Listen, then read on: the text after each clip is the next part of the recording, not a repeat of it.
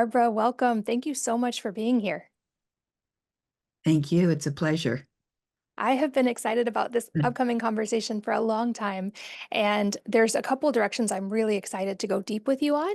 But for anybody who's not already familiar with you, I think a little bit of background on your own journey would be really helpful as context for this conversation because you have quite the incredible life experience and resume and background in this work that you do. So I would love if you could just share some of your path. Wow. Okay.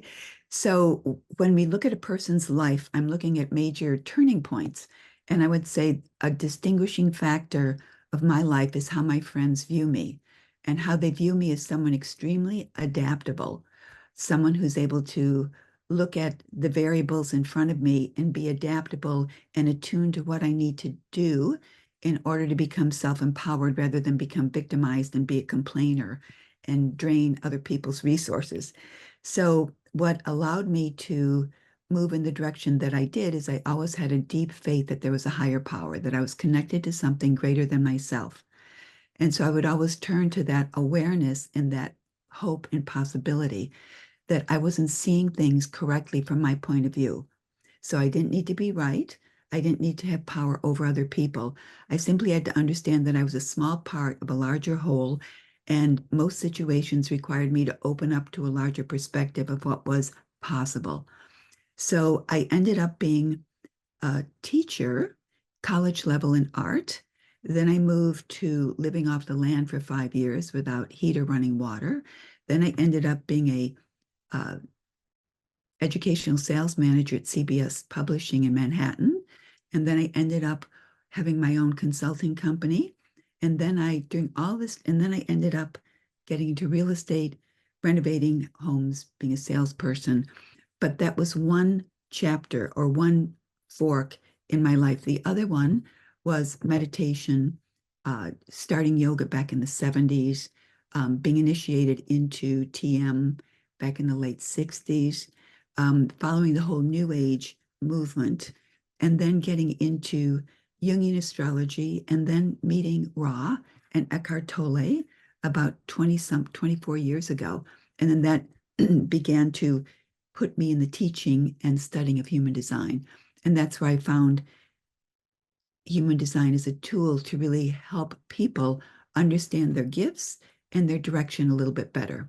And I'm still in real estate, but I also do readings because I find that at this point in the world, there's so much change and so much uncertainty that people do need to gather as many tools as possible to navigate through the changes. Yeah, and certainly human design is something I'm very new to learning, but currently fascinated. And I have a rule for myself that if something comes up multiple times, especially from multiple people I trust, I will look into it. And that happened with human design and with you. And I have many dear friends Okay. who love to literally sit at your feet and learn from you in person where you live. And so I've just been entering the research side of this world, but I find it already so profound. I would guess a lot of people have heard of human design. But for anyone who hasn't, can you talk a little bit about what it is Mhm. and what makes it so unique? And we can also go through the types and understand a little bit about those. Yeah. What makes it unique is that it's a map, and it's a map that you can use. The metaphor that I would use is if you want to come into a city, you can wander through the city and say, I'd like to have this, I'd like to have that, and not know where you're going, having no map that shows where things are located or directions to turn left or right. In human design, it is a map to personally know yourself. And it's not something that can be a limitation. It helps you understand and transcend limitations that you may have and move in the direction where life flows freely, where your gifts are, where anything that you do has the potential and ultimately the possibility to be effortless and bring you the satisfaction or the peace or the success or the delight that you're looking for.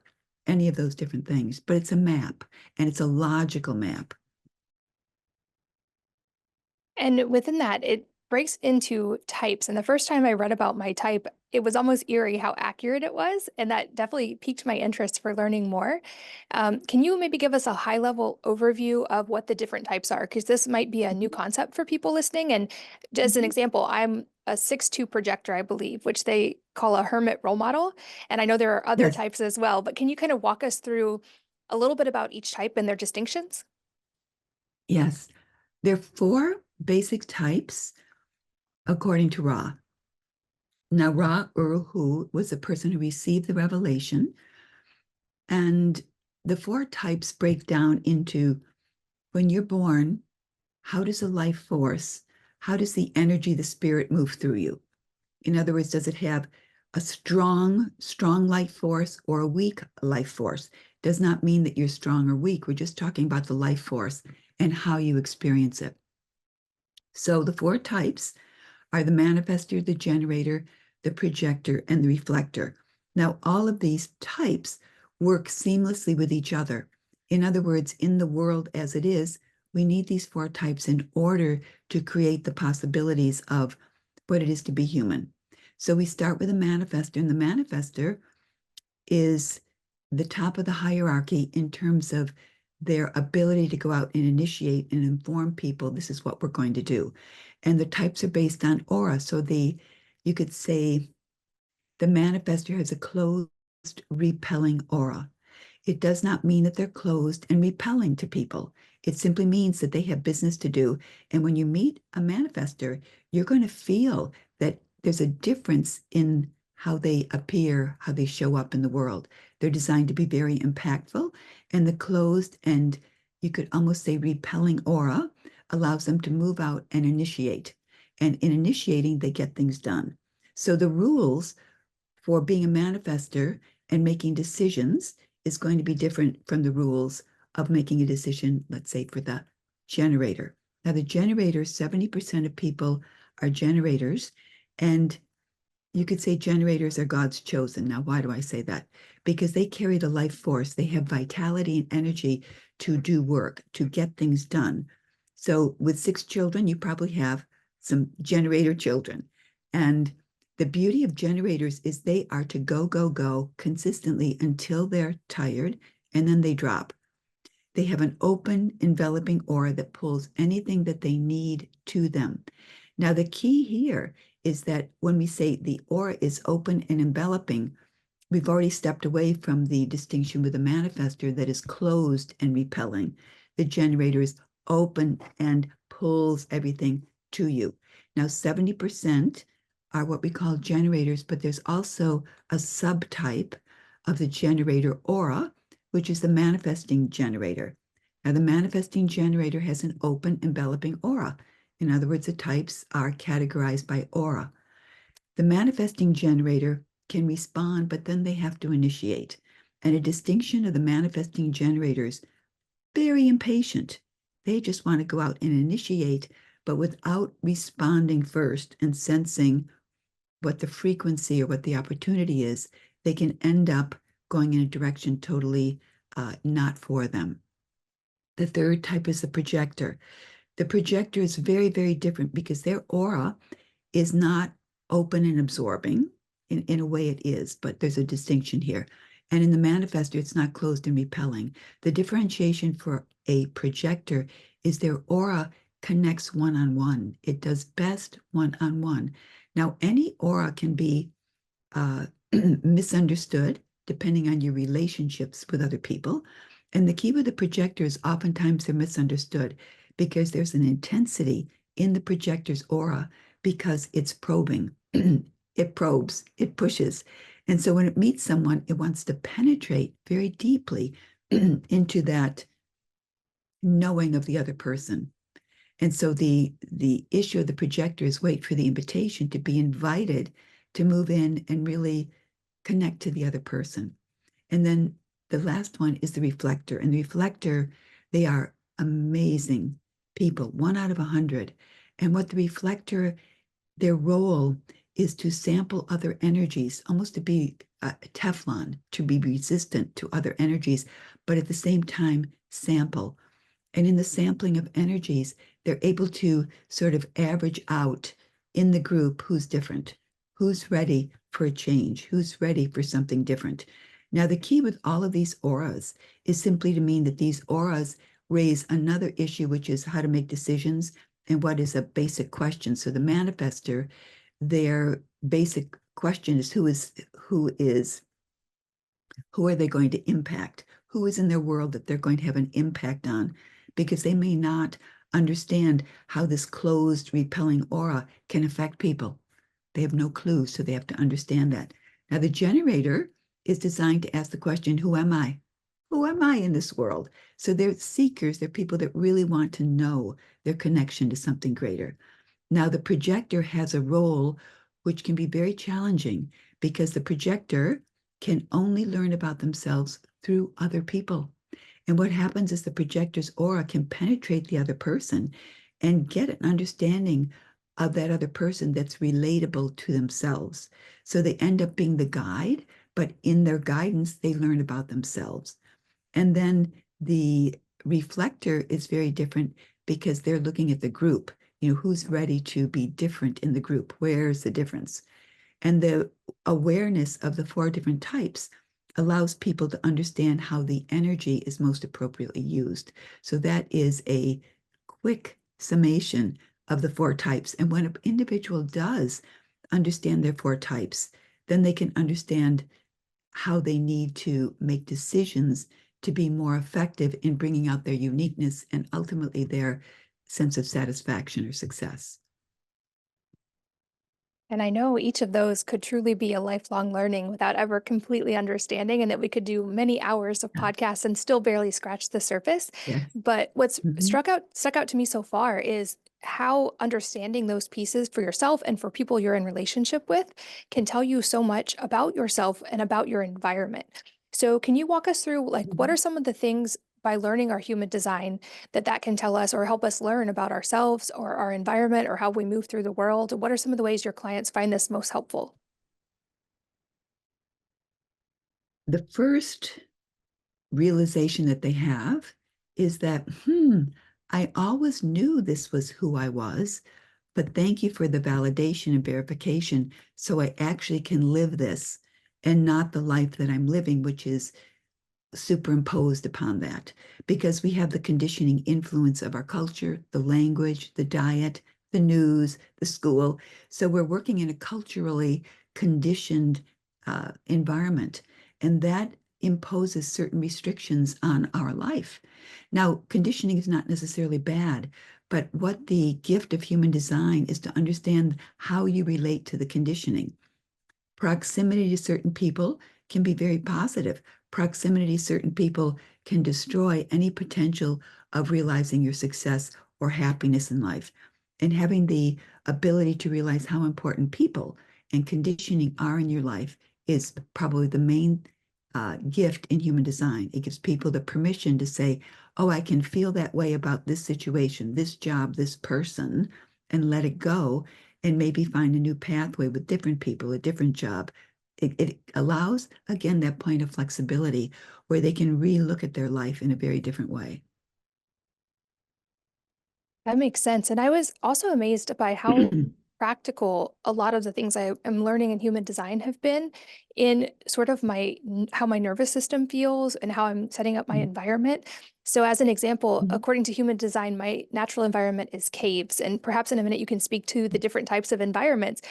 But realizing Yeah. that and realizing I live in a house with 6 kids that is not very cave-like, and there's always, a lot of energy around.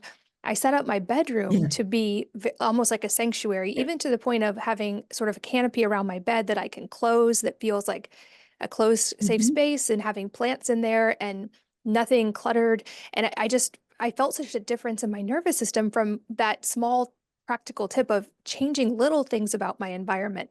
So can you talk about the Mm-hmm. environment piece and what are some of the natural environments and how those can vary? I would guess, for instance, not every projector's natural environment is caves, or maybe it is, but what the Mm-hmm. environment piece can teach us. Mm-hmm. So the environment is part of what we call the 4 transformations.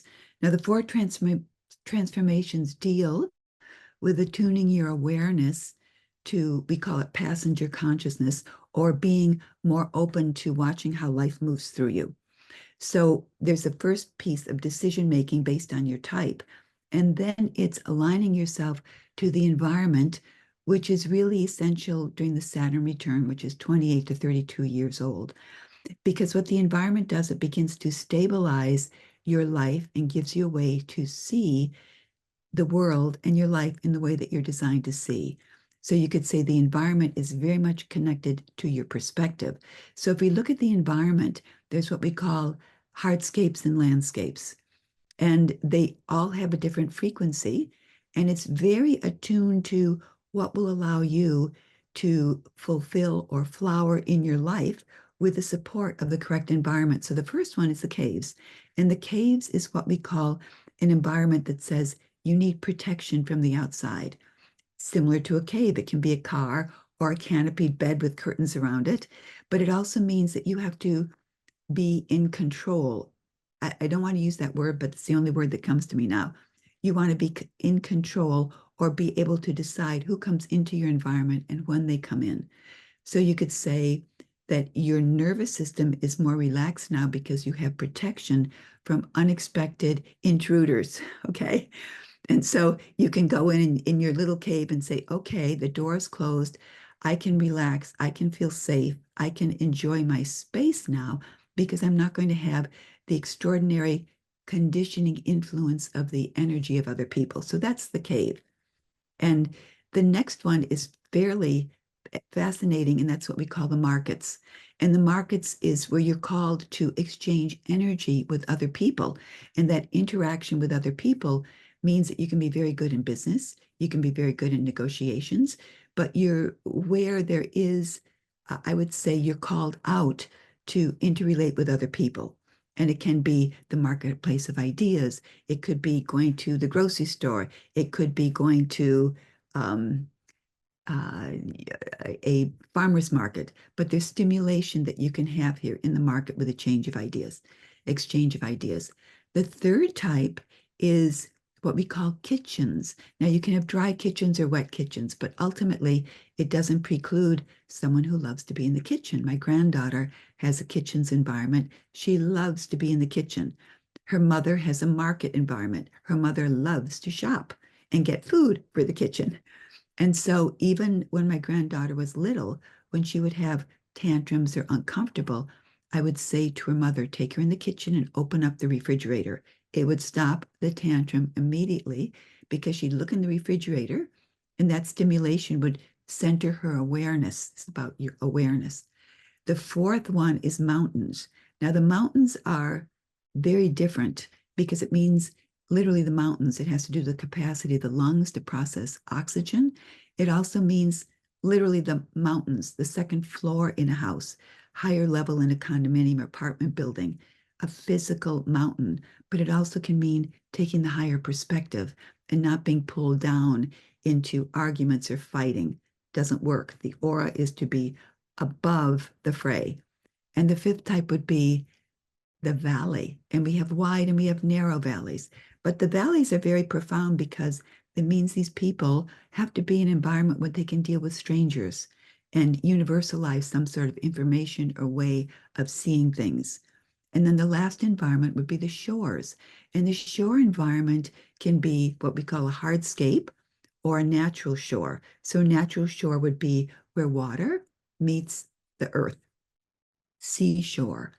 Or it could be where you have condominiums overlooking a field, an open field where there's no housing. But it both are dealing with transitions and the potential and possibility of what's next. How do we move through a transition?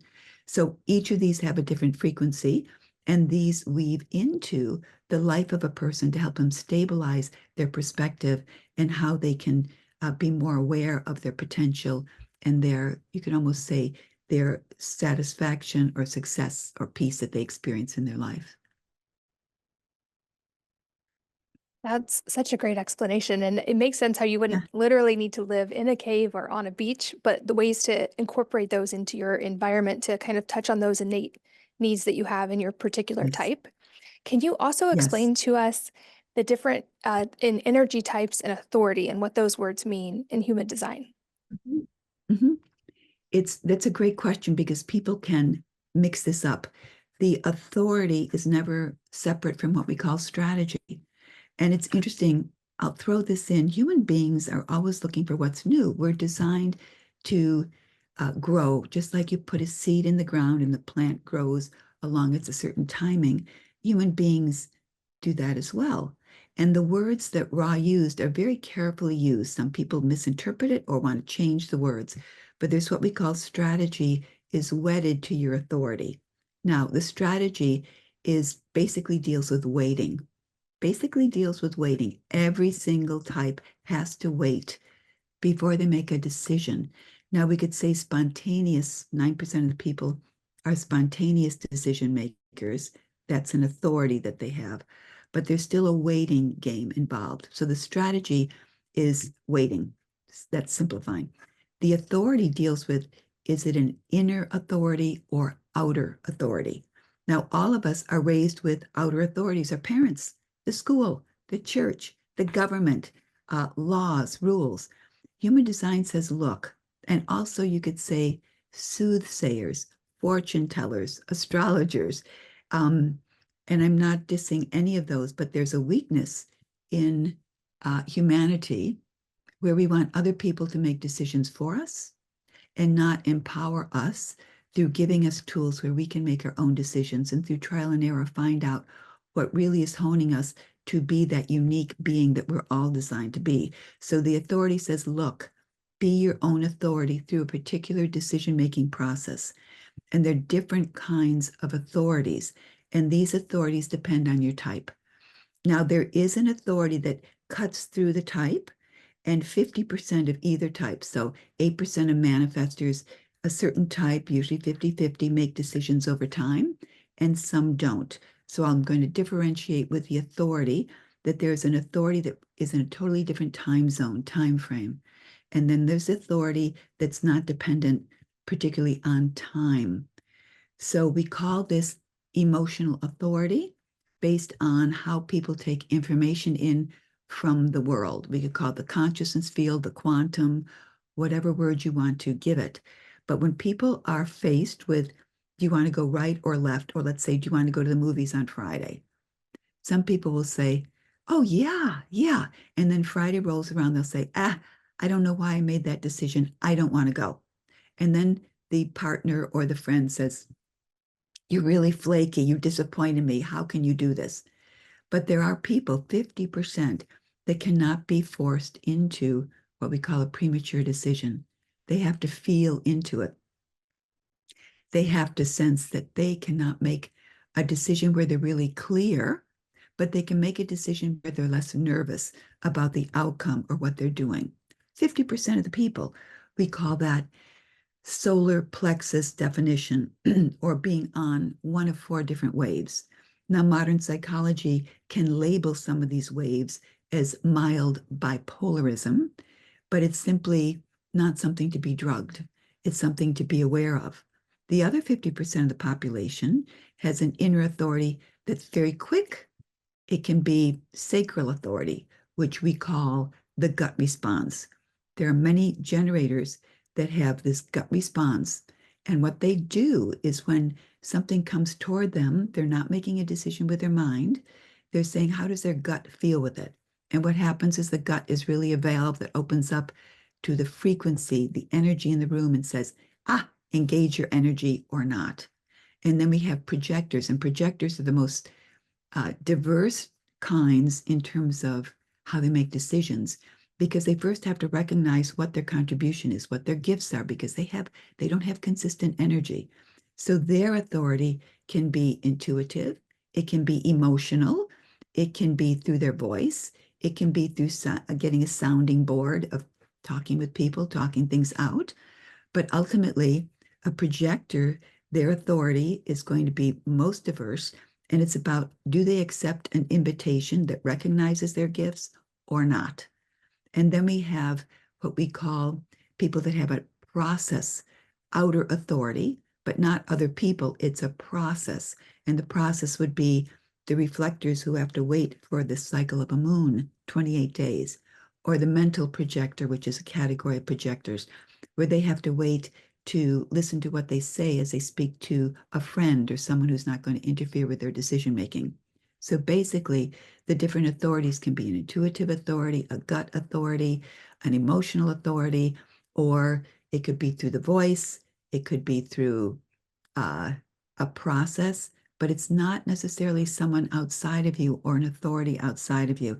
The goal is to break the conditioning and allow yourself to express a higher frequency or your uniqueness when it's been buried in order to conform to a group dynamic. Not saying a group dynamic is bad, but ultimately, we're in a day and age where people have to really find out what's true for them, know what's true. And so the authority is really from what point or from what phenomena or from what position do you make a decision? And it's always an authority that's based on your type. And as you've explained all that, I can already guess people are connecting the dots of how that can change how you show up in a relationship or ways that you might need to reframe interactions or to make space to be in a cave if that's your type or just knowing your own cycles of that. And I think that's so valuable because even in relationship, we only have ability to affect our own experience in that relationship and how we show up and how we respond. And so I know that this can be such a valuable tool for helping people in relationships as well. And we're going to do another episode that really goes deep on that, especially in our relationships with our children, which I know is also a topic that's so dear to your heart. And I'm very excited to dive into that.